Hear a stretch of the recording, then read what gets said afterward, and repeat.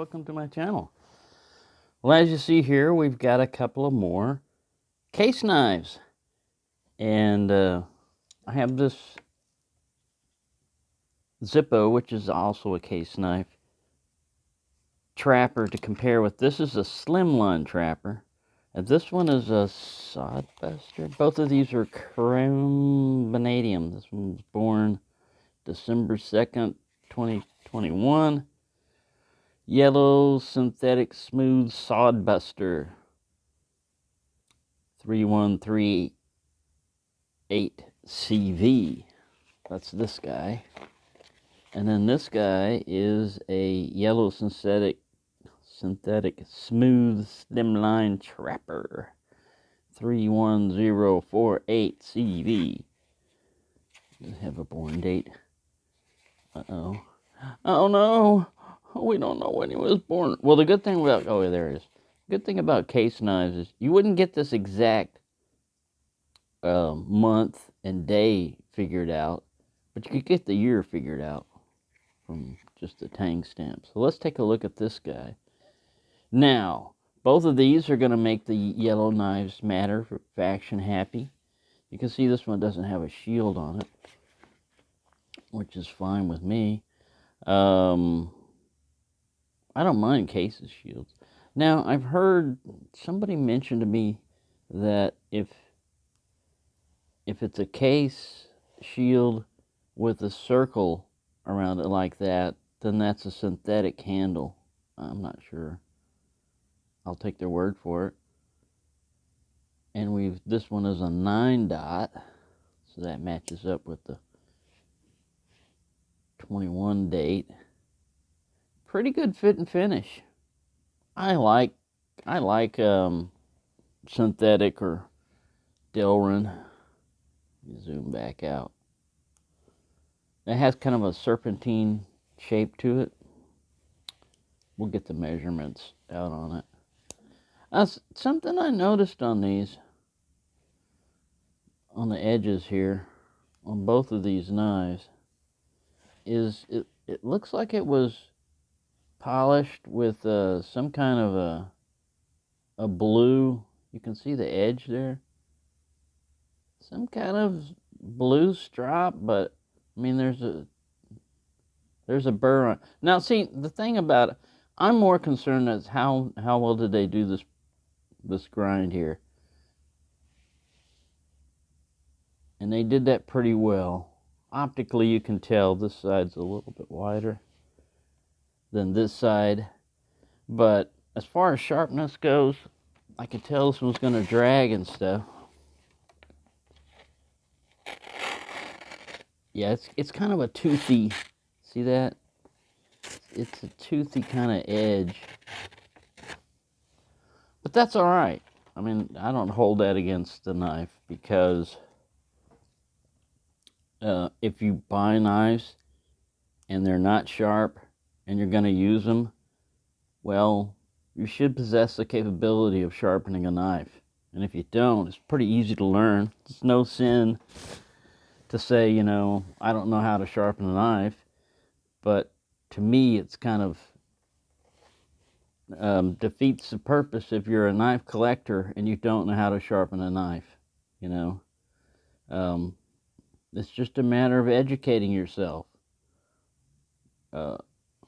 It can be done pretty easily. I'll show you how I'm going to straighten this one up, make it a lot better than what you get. All right, but anyways, we've got a nice slender clip point blade here. Let's focus on there, would you please? Camera, stop bouncing too. Stop it. 2 3/4 inch cutting edge, and the overall length of the blade is 3 1/4 inches. If you're going to go all the way back to the tang back here. So yeah, nice and slender. Let's see what the open overall length is.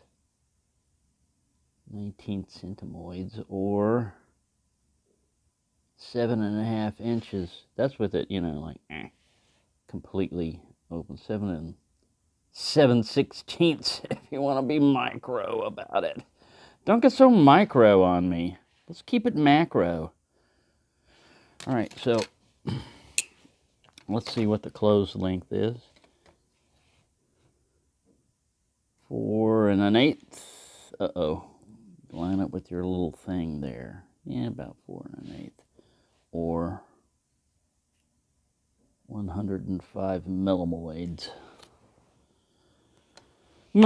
for those of you that don't understand what I'm talking about. All right, so that's that one.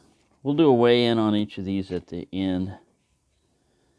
And then we've got the sodbuster guy. Now, before we get to the sodbuster guy, let's compare it. This is a case, basically like a trapper. It's not a slimline trapper, but it's a single blade trapper. And you can see the difference in the blade. This one's got a much slender, straight. They're about the same length. This one has more of an upswept bow to it. And of course it doesn't have all the little numbers. But these are special runs. But it represents, the trapper size. So this is what you're getting in a slimline trapper. It's a little bit slimmer in its lines. I don't know about the thickness here. I gotta check that. I gotta check this. Zero yourself. 0.355 of an inch. Quit it. Get over here. Quit bouncing. Focus on this guy. There you go. Stop bouncing. I'm gonna get a decent tripod one of these days. See that? This is in tenths of an inch. That's what it's measuring. So,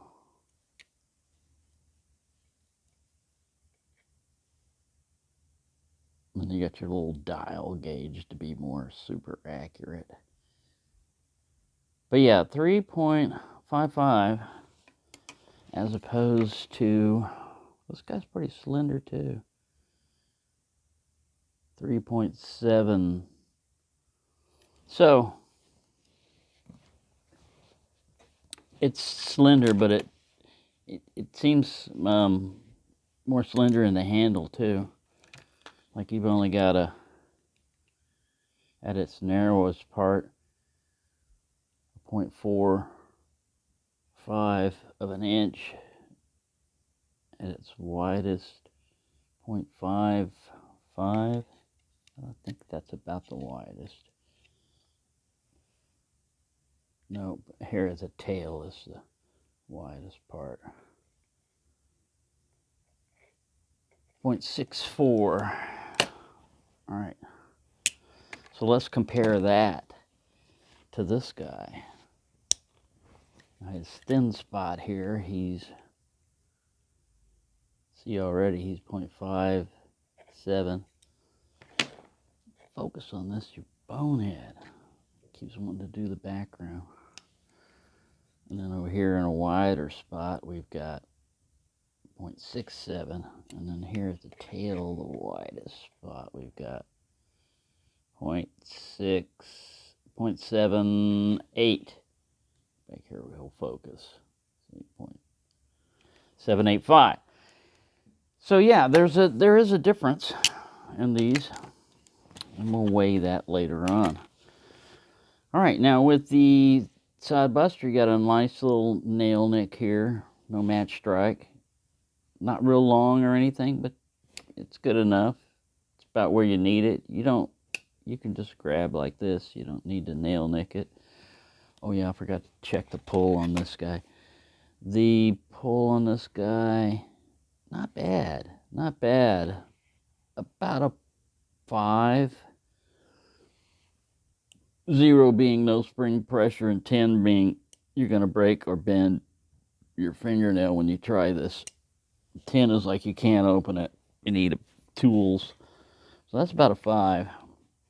This guy's a little bit, I don't know, he gets soft right there. But the initial opening pull Right here is about the strongest, then it weakens up. There's no half stop, it's just a lazy stop. I'd say about a 5 also. They're pretty similar. And then we got a nice lockup. Now this one too has some of that. If you had forensic science, you could look at it. There's some microfibers in here from when they buffed this with whatever they buffed it with. But you can see that's a real toothy edge there. Again, you know, I can feel the burr on this side of the knife too. You hear it? That's just scraping.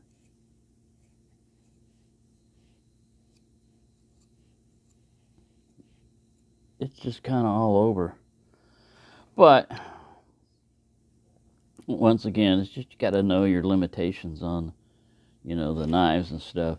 And these are work knives, so it's nice and smooth. It's contoured. They did like a secondary bevel here on the handle. Let's see if this guy is gonna cooperate and start focusing on the knife. Right there. There you go. There you go. Thank you, camera.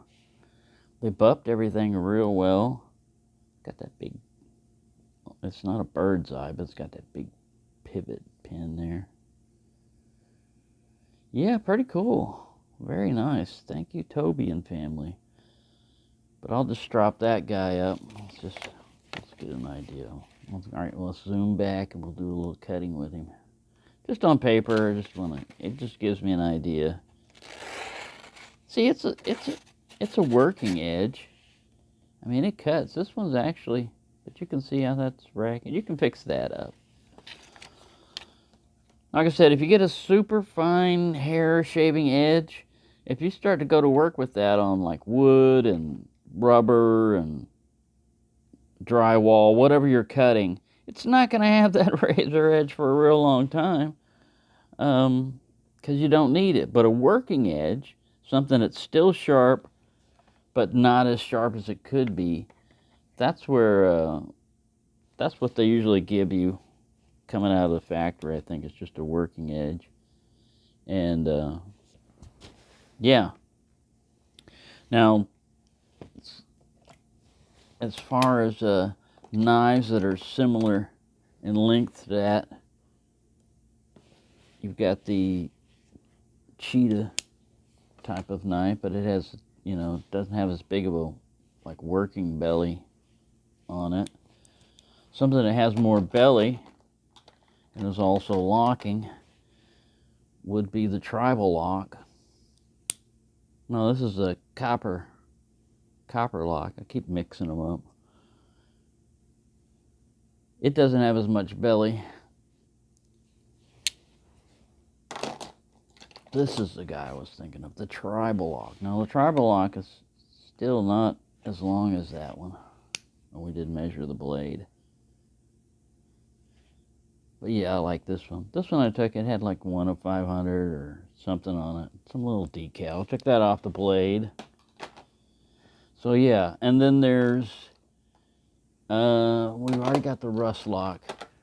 This is a mini copper lock. So he's pretty close, but he's got more of a belly to him. So yeah, I'm really digging case knives. I don't know why I ignored them for most of my life, but now that I found them, you know, better late than never. But yeah, they're great. And as far as like fit and finish, I looked through this through the light. There's nothing I can see any light through on the gaps, and I've had knives where you can see light through the back. Yeah, they're fine. They're perfectly fine. They feel great in the hand. They're all smooth. And of course, it's going to make the Yellow Knives Matter faction happy. All right, let's see what we got as a blade length. So yeah, you got a good little over 3-inch cutting edge, and it's about 3 3/4 overall on the blade length on this one. No lock, it's just a friction folder type of thing. And 5 inches, about 5 inches or 125 millimeters. All right, we got to weigh these two guys. This is your weigh-in. Toby also sent me some American flag decals, so I had to slap one on here.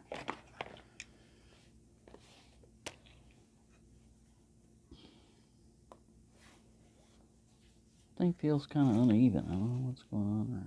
Maybe it's just that. Ooh, were we on grams or were we on grains? We may be giving out false information. Here's grams. 94 grams for that one. 50 grams for this one.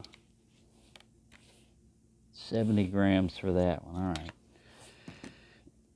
That little dot there is really hard to see sometimes. All right, now let's go to ounces.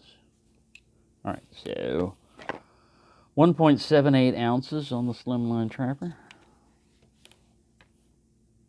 2.4 on that guy.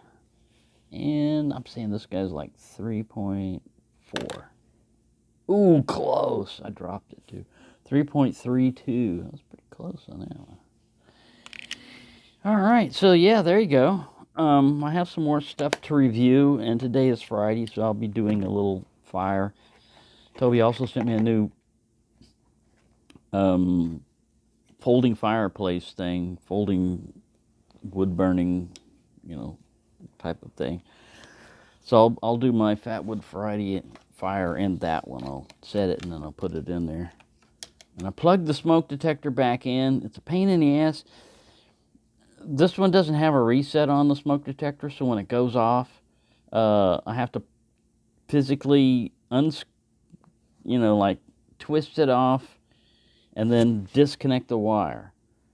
All right, so reconnecting the wire is kind of a pain in the butt because it's 3 prongs and you're trying to figure it out and get it up there, and you're standing on a chair and it's wobbly.